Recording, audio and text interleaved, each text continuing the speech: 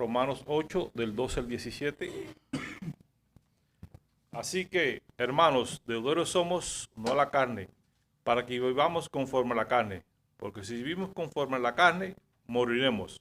Mas, si por el Espíritu hacéis morir las obras de la carne, viviréis. Porque todos los que son guiados por el Espíritu de Dios, estos son hijos de Dios.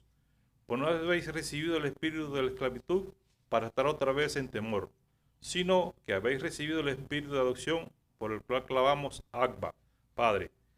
El Espíritu mismo da testimonio a nuestro espíritu de que somos hijos de Dios, y si hijos, también herederos, herederos de Dios y coherederos con Cristo, si es que padecemos juntamente con Él, para que juntamente con Él seamos glorificados. Dios bendiga sus palabras y sus corazones. Pueden sentarse, nuestro amado pastor tendrá la palabra esta mañana.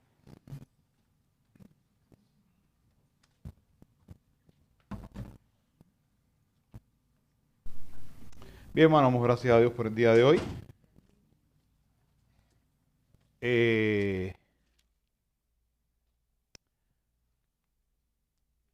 Queremos traer el tiempo de acción de gracia antes de entrarme en el sermón. Explicarles bien rapidito, ¿no? Porque entendemos que es una manera de adorar públicamente al Señor. Al final Él es digno de toda la alabanza y todas las cosas que el Señor va haciendo en nuestras vidas deben ser motivo también de agradecimiento a Él. Muchas veces pensamos que son los grandes eventos donde debemos de agradecer. Creo que a Dios debemos agradecer en todo momento y aún por las cosas más pequeñas también. Y las que no nos gustan. Hay cosas que no nos gustan, ¿eh? Pero Dios es bueno. Y todas las cosas son para bien de sus hijos. Amén. Terminando de explicar esto, entonces nos vamos a adentrar ya en el texto que nos ocupa al día de hoy, que es el texto de Romanos capítulo número 8. Los versículos, vamos a estar mirando los versículos del 12 al 17. Ya estuvimos hablando un poco acerca de este tema, ¿no? Del tema de cómo el Señor precisamente nos ha cambiado nuestra posición, nos ha llevado, nos ha justificado. Pablo ha venido exponiendo la idea de que no podemos vivir precisamente en la carne, y ahora comienza a dar toda una serie de argumentos sólidos de cómo quiénes somos ahora precisamente en Cristo. Porque una de las cosas importantes que usted tiene que entender, y que hasta aquí a este punto Pablo lo ha venido expresando, ¿no? Es el hecho de que nuestro Dios, cuando nosotros estábamos en Cristo, nos veíamos precisamente culpables. Dios busca a hombres y mujeres culpables, los justifica por medio de la obra de Cristo, los libera del dominio del pecado, pone su Santo Espíritu. No sé si usted está agarrando toda la obra esta, hermano. Pone su Santo Espíritu en el creyente y lo recibe como un hijo, como parte de su familia. O sea, que el Evangelio no solamente cambia, digamos, nuestro expediente delante de un tribunal de Dios. También el Evangelio cambia en su totalidad nuestra identidad. Y esto es lo que el apóstol Pablo ha venido precisamente expresado. Pasamos de culpable a justificados, ¿no? Pasamos de enemigos a reconciliados. Pasamos de esclavos a hijos. Todo esto es lo que el Evangelio ha hecho en el creyente. Esto es motivo de acción de gracia. O sea, vamos a partir y volviendo a retomar el tema de la acción de gracia. Esto es un motivo de acción de gracia. Señor, gracias. Gracias porque antes yo era culpable y tú me justificaste.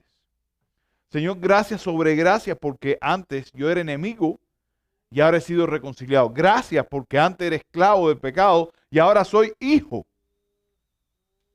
Entonces, es una manera de la cual nosotros tenemos que vivir una y otra vez agradecido a Dios. La realidad es que cuando esa identidad en nosotros cambia,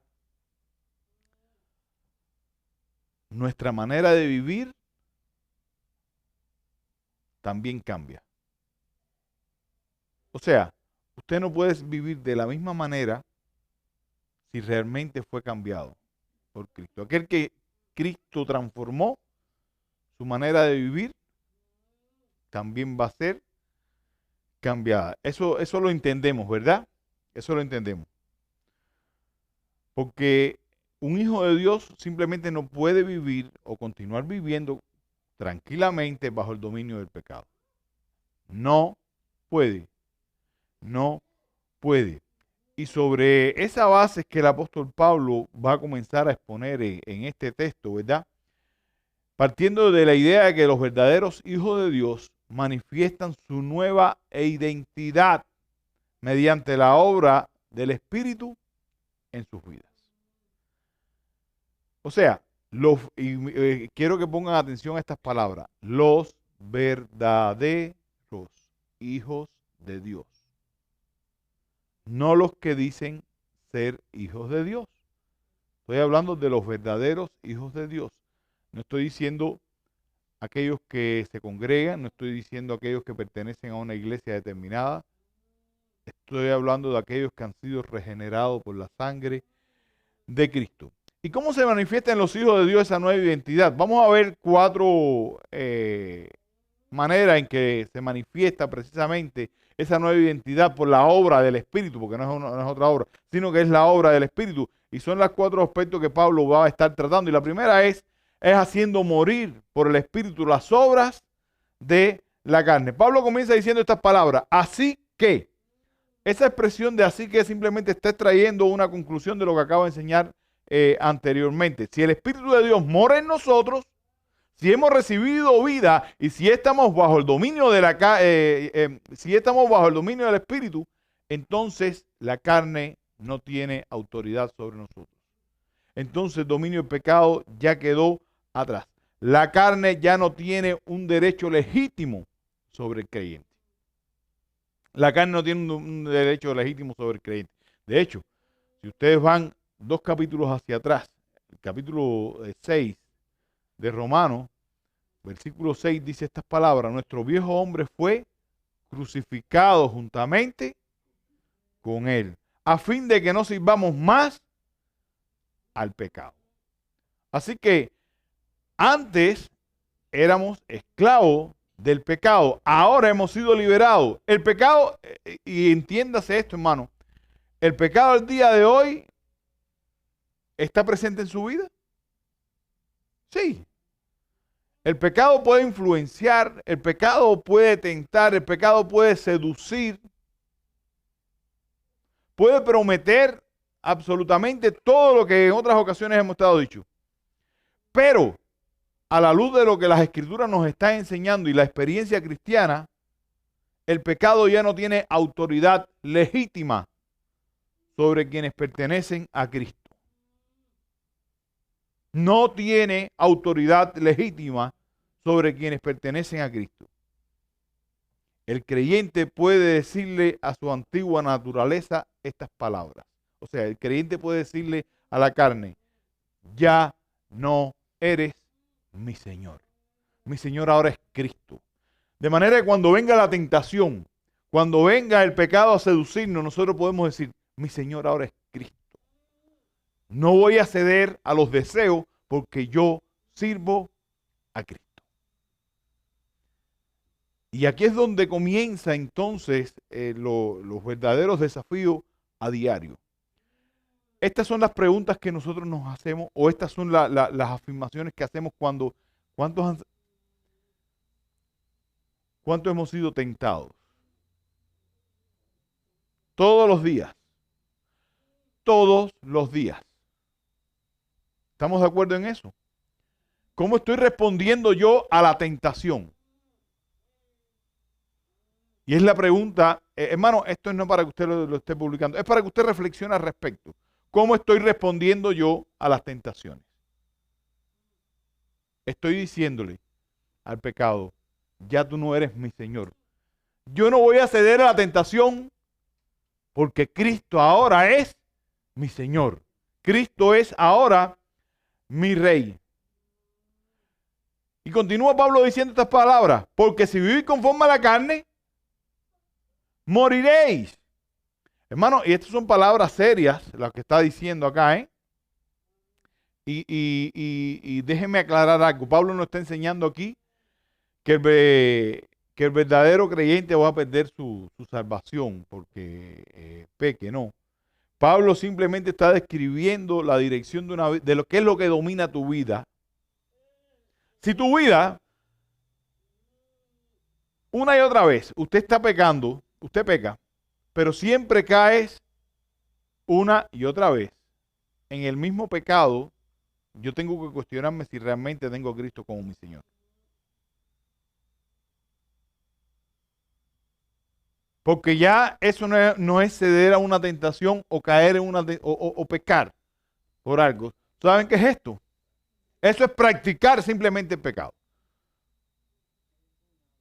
Se convierte, esa es la palabra, se convierte en un hábito y comienzas a hacerlo. Y Pablo está haciendo esa advertencia, ¿verdad? Al respecto. ¿Por qué? Porque la persona que está practicando el pecado está gobernada, en este caso por la carne, y demuestra la ausencia de la obra salvadora de Cristo en su vida. Aquel que está practicando el pecado de manera está demostrando la ausencia de la obra salvadora de Cristo en su vida. En Gálatas, hermano, Gálatas capítulo 5, versículos 19 al 21. Un texto que estoy seguro que muchos de ustedes conocen. Dice de esta manera Gálatas 5, 19 al 21. Y manifiestas son las obras de la carne, que son adulterio, fornicación, inmundicia, lascivia, idolatría, hechicería, enemistades, pleitos, celos, ira, contienda, disensiones, herejías, envidia, homicidio, borracheras, orgías y cosas semejantes a estas, acerca de las cuales os amonesto, como ya os lo he dicho antes, que los que practican tales cosas no heredarán el reino de Dios. Hermano, y el punto aquí no es que el cristiano jamás peque, sí pecamos. El punto no es ese. El punto es que ya no puedo vivir cómodamente bajo el reinado del pecado. Ya no vivo practicando el pecado. ¿Por qué? Porque la profesión de fe que nunca produce una guerra contra el pecado debe llevarnos a examinarnos.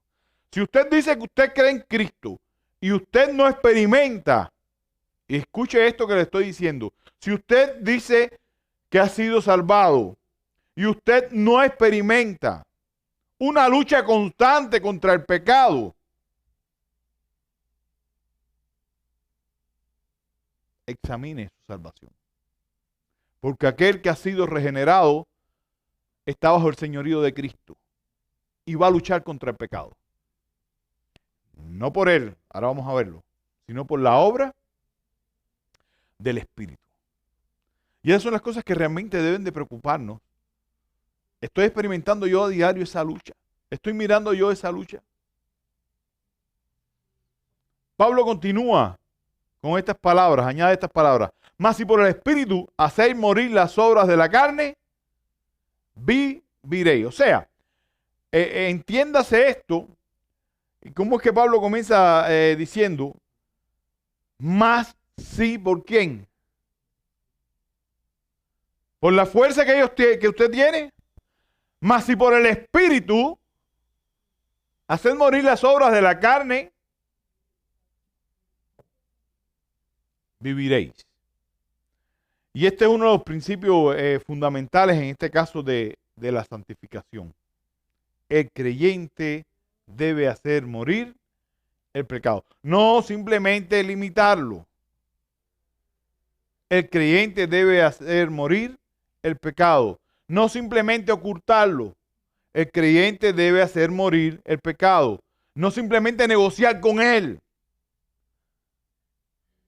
Debe de combatirlo. Debe de tener esa lucha espiritual. Debe de mortificarlo. Y esto lo logra solamente el Espíritu. Solamente es por el Espíritu.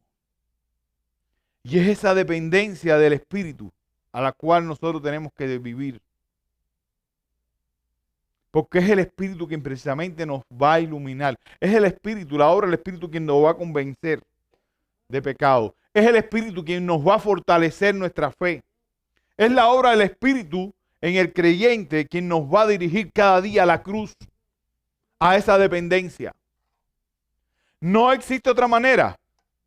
¿Y saben en quién opera el Espíritu Santo, hermano? En aquellos que son verdaderamente hijos de Dios. No en otros, en aquellos que realmente son hijos de Dios. Por lo tanto, hermano, yo creo que es bueno que cada uno de nosotros nos estemos cuestionando una y otra vez. ¿Estoy tolerando algún pecado en mi vida?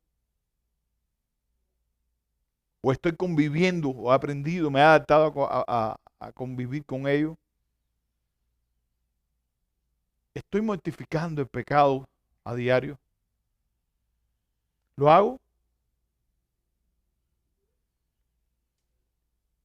Porque hay una realidad. La evidencia de que somos hijos de Dios no consiste en que ya no existe el pecado en nosotros. Consiste en que ya no podemos hacer paz con el pecado.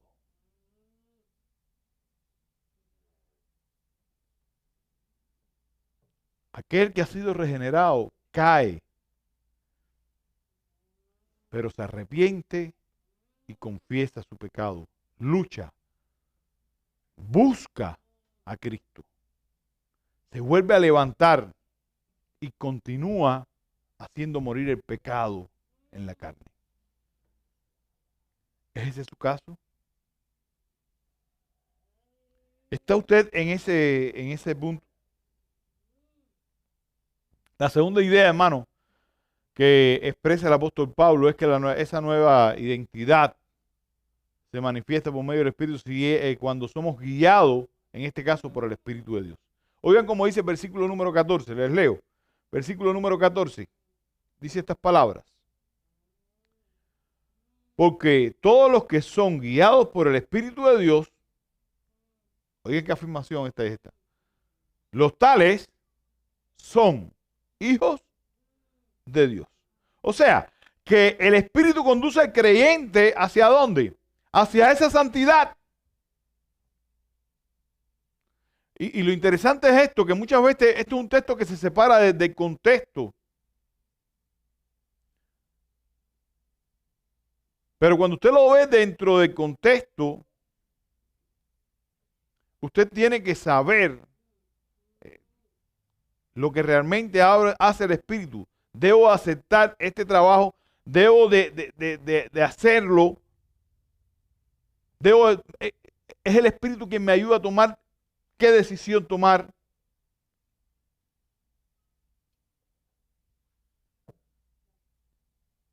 Realmente lo que está hablando el apóstol Pablo es que el Espíritu hace morir los deseos de la carne. Por lo tanto, ser guiado por el Espíritu significa ser conducido a una oposición al pecado. ¿Entiende eso, verdad? Si usted está siendo guiado por el Espíritu, va a ser conducido a una oposición abierta al pecado y hacia una vida de total obediencia. Si eso no está sucediendo, cuestione si está el Espíritu en usted. Y si el Espíritu no está, después vamos a ver un poco más acerca de eso. Si el Espíritu no está, cuestione si realmente usted ha sido salvado.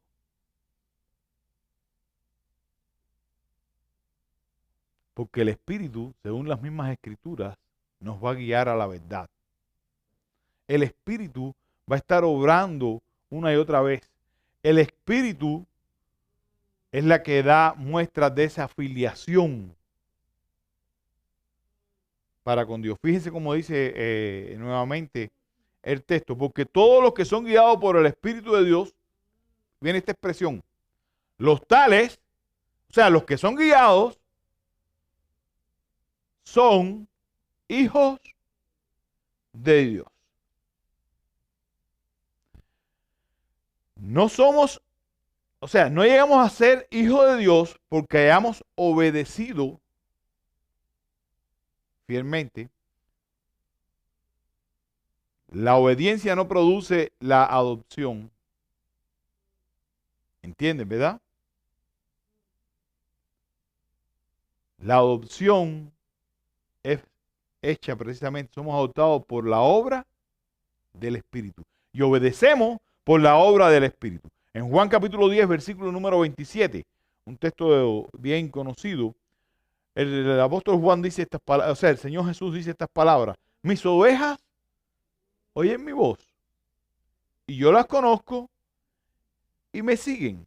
Fíjense que las ovejas no llegan a pertenecer a Cristo porque lo siguen. Las ovejas lo siguen porque ya pertenecen a Cristo. Porque pueden oír la voz. Entonces no se trata de lo que nosotros podamos hacer, sino de lo que el Espíritu realmente hace. De la misma manera, hermano, el creyente comienza a seguir la dirección del Espíritu porque ha sido recibido dentro de esa familia de Dios. Así que debemos hacernos algunas preguntas que creo que son bíblicas. ¿Estoy siendo conducido hacia una mayor obediencia? ¿Usted cada día está siendo conducido hacia una mayor obediencia? ¿Usted cada día que se levanta ama más la verdad? Esa verdad que nos da el Espíritu, que es su palabra. Cada día que usted se levanta, amanece cuestionándose su convicción de pecado, de que es un pecador y que necesita ir a Cristo, que necesita estar reconciliado con Él. Cada día usted siente la necesidad de crecer más en Cristo. Cada día usted está renunciando a los deseos de la carne. Si estas cosas están sucediendo, hermano, son evidencias claras de que es un hijo de Dios. Si no sucede esto, entonces cuestione si realmente es un hijo de Dios. Por otro lado, los versículos 15 y 16 nos dan la otra manera en que se identifica, o sea, se manifiesta esa nueva identidad que tenemos nosotros. Y es relacionándonos con Dios como nuestro Padre. Versículos 15 y 16. Dice estas palabras: pues ustedes no han recibido un espíritu de esclavitud para volver otra vez al temor, sino que han recibido un espíritu de adopción como hijos, por el cual clamamos: Abba, Padre. El Espíritu mismo da testimonio a nuestro espíritu de que somos hijos de Dios.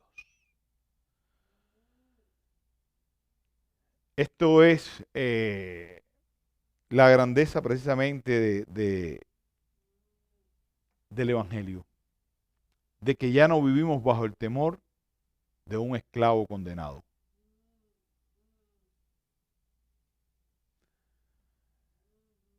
Y Pablo establece aquí un contraste interesante. Fíjense que Pablo está hablando de esclavitud y habla también de adopción. La esclavitud produce temor. La adopción produce una confianza filial.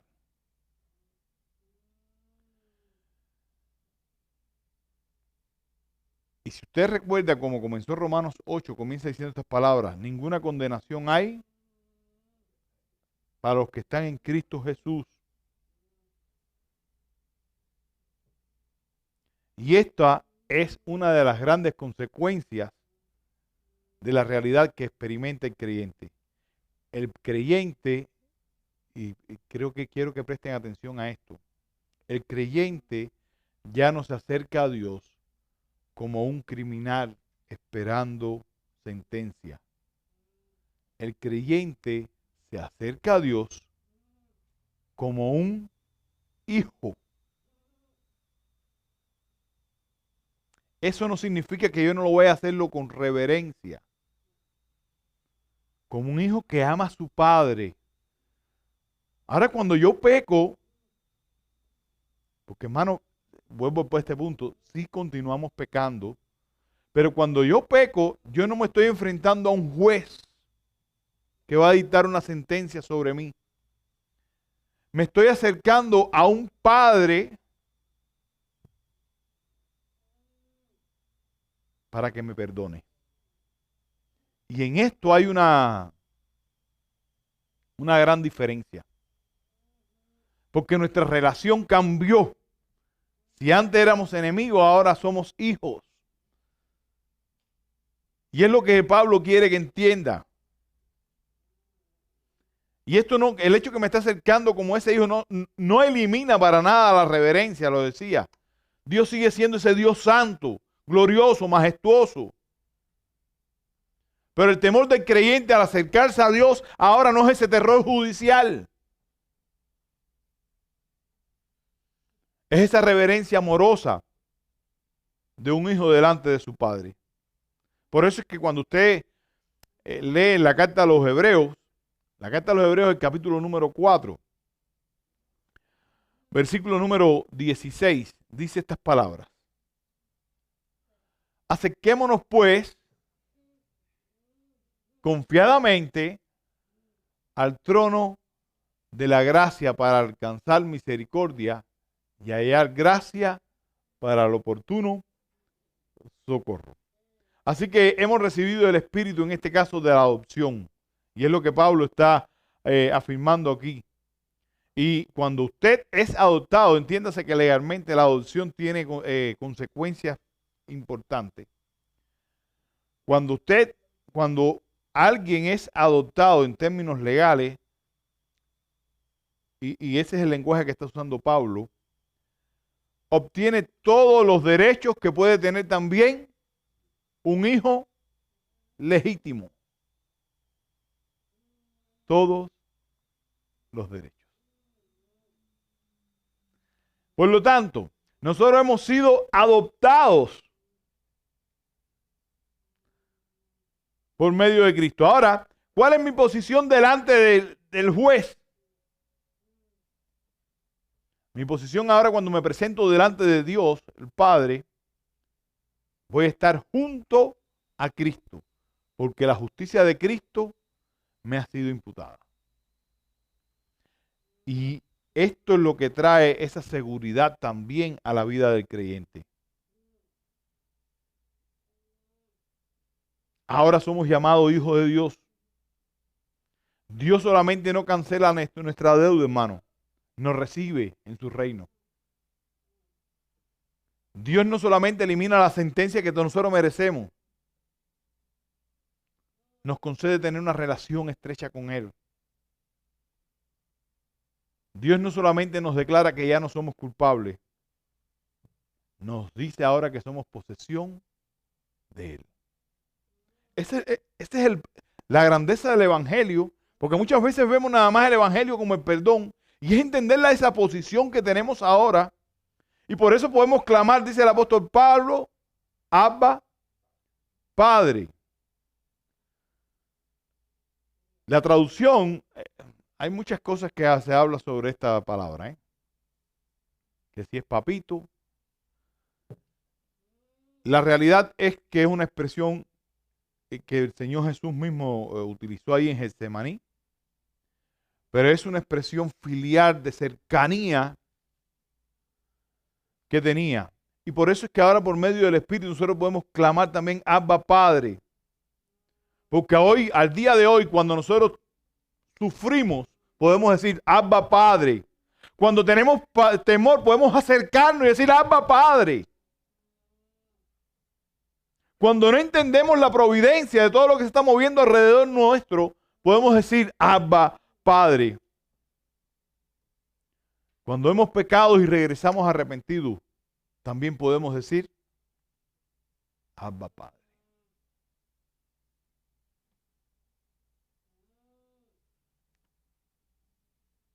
Porque, y entiéndase esto, la oración cristiana no solo nace ahora de nuestra necesidad. La oración nuestra ahora nace de que somos hijos y clamamos a nuestro Padre. Y es la manera en que tenemos que acercarnos a Él. Y es la manera que Pablo está diciendo, hermano. Usted y yo somos hijos de Dios. Y el Espíritu confirma nuestra condición de hijo. Dice el texto en el versículo 16, el mismo Espíritu da testimonio a nuestro espíritu de que somos hijos de Dios.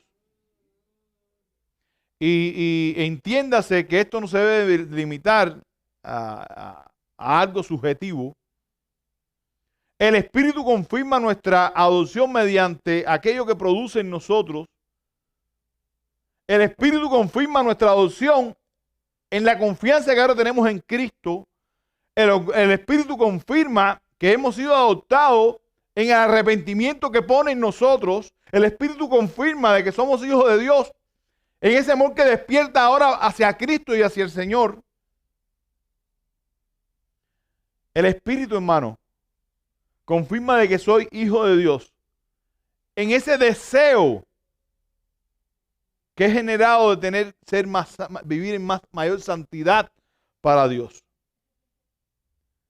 Es el Espíritu quien nos da ese deseo también de clamar Abba Padre. Así que nuestra seguridad descansa objetivamente en las promesas del Evangelio y encuentra confirmación en la obra del Espíritu en nuestras vidas. ¿Está usted experimentando eso? ¿Experimenta usted a diario? Lo triste es que muchas personas conocen a Dios principalmente como un juez, pero pocos lo conocen como el Padre.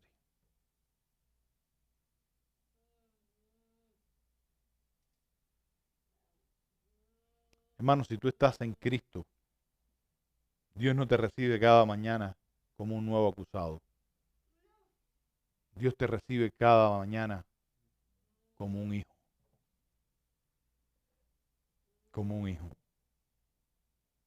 Esto no me lleva a mí a llevar el pecado con ligereza, para nada. Más bien me mueve a amarlo más, a obedecerlo.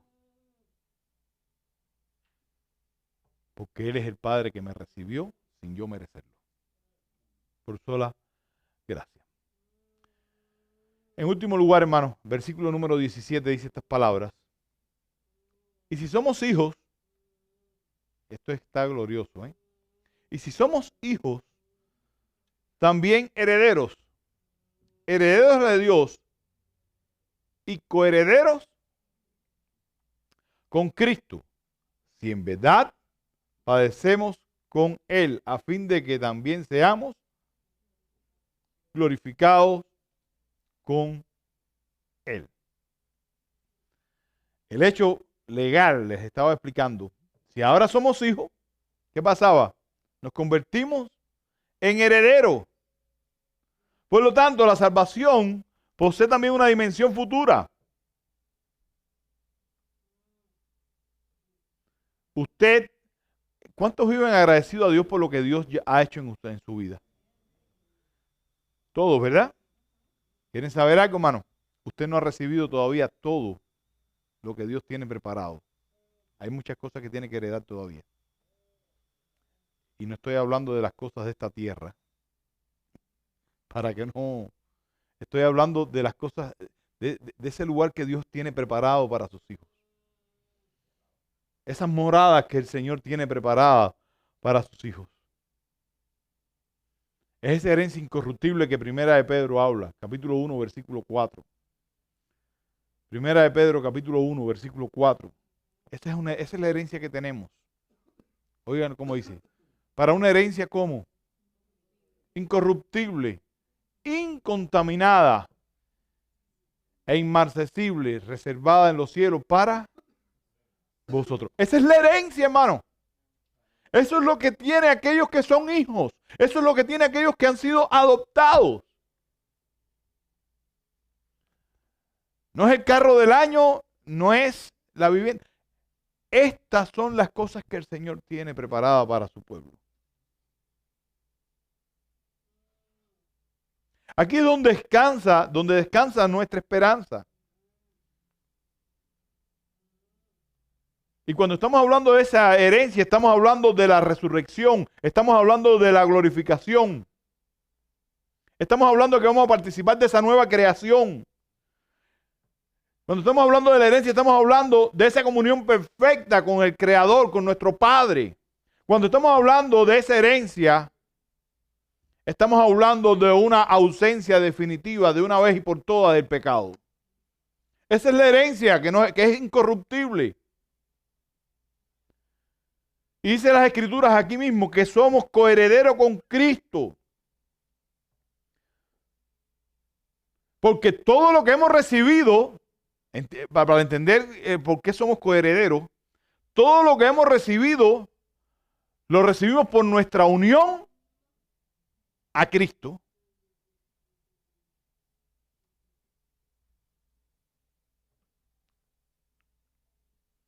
Cristo es hijo de Dios por naturaleza, nosotros por adopción. Porque no existe herencia cristiana aparte de Cristo.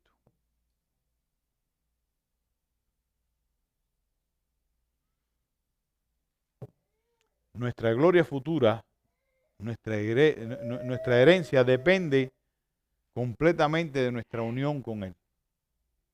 Literalmente. Y Pablo concluye estas palabras. O sea, para cerrar el texto. Y si padecemos juntamente con Él, para que juntamente con Él seamos justificados. Esta expresión nos va preparando para el versículo 18 que viene detrás. Si ustedes leen el versículo 18, miren lo que dice. No vamos a hablar del versículo 18, pero es simplemente una introducción. Pero considero que los sufrimientos de este tiempo presente no son dignos de ser comparados con la gloria que nos ha de ser revelada.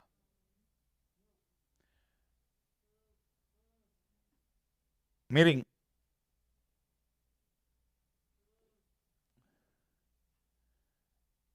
Pablo nos está enseñando algo importante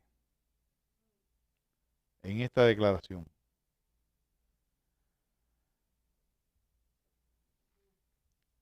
El sufrimiento con Cristo o por Cristo pertenece a aquellos a quienes se han identificado con Él.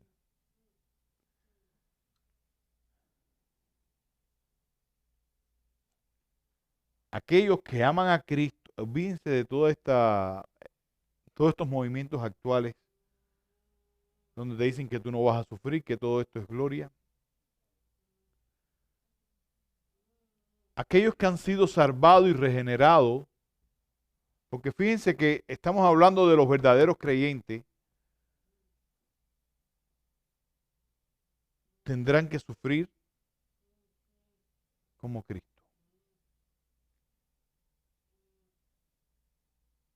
Esa promesa de que muchas veces damos, vamos a la iglesia que te vas a sentir mejor.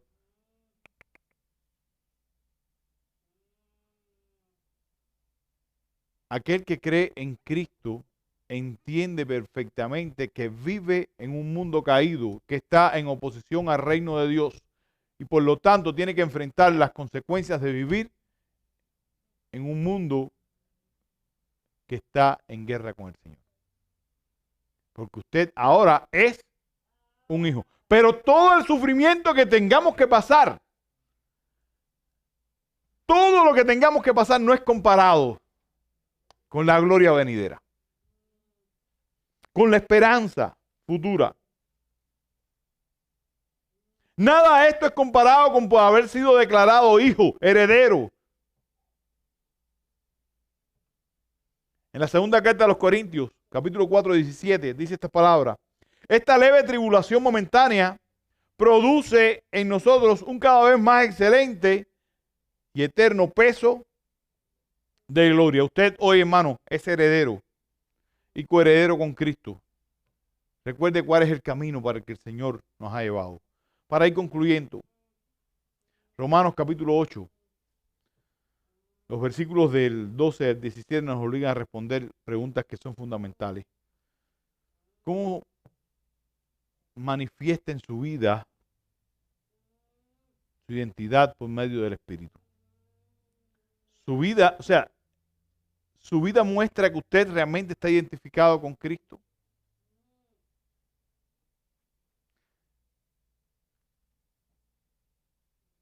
Si realmente eso está sucediendo, tenemos que hacer morir los deseos de la carne.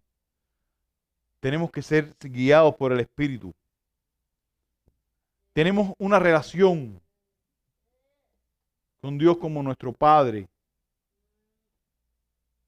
Si el Espíritu realmente está gobernando, hermano, tenemos una herencia también junto con Cristo. ¿Eres tú un heredero?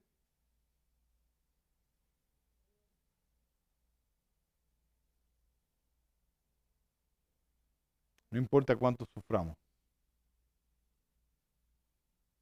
No importa cuánto tengamos que pasar. Nada es comparado con la gloria venidera. Que el Señor les bendiga, les guarde. Y espero que esa esperanza también la tengan ustedes atesorada en su corazón. Que puedan relacionarse con el Dios Padre como ese Padre amoroso que es. Y que el Espíritu cada día le guíe en sus decisiones. Vamos a orar. Señor, te agradecemos tu obra en nuestras vidas. Gracias por tu amor para con nosotros. Gracias porque cuando no lo merecíamos, Señor, nos salvaste sin merecerlo, Padre.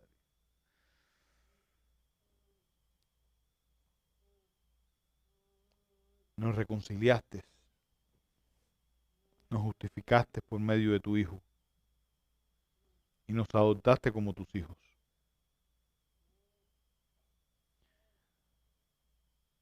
Nos has convertido también, Señor, en herederos de tu reino. Ayúdanos a cada día a mortificar el pecado, porque anhelamos y amamos poder vivir, Señor, para ti. Bendice cada una de nuestras vidas. Oh, Señor, y ayúdanos a vivir de tal manera que te honremos en todo lo que hacemos y que despreciemos todo pecado en nuestros corazones. En Jesús tu Hijo oramos, Señor. Amén.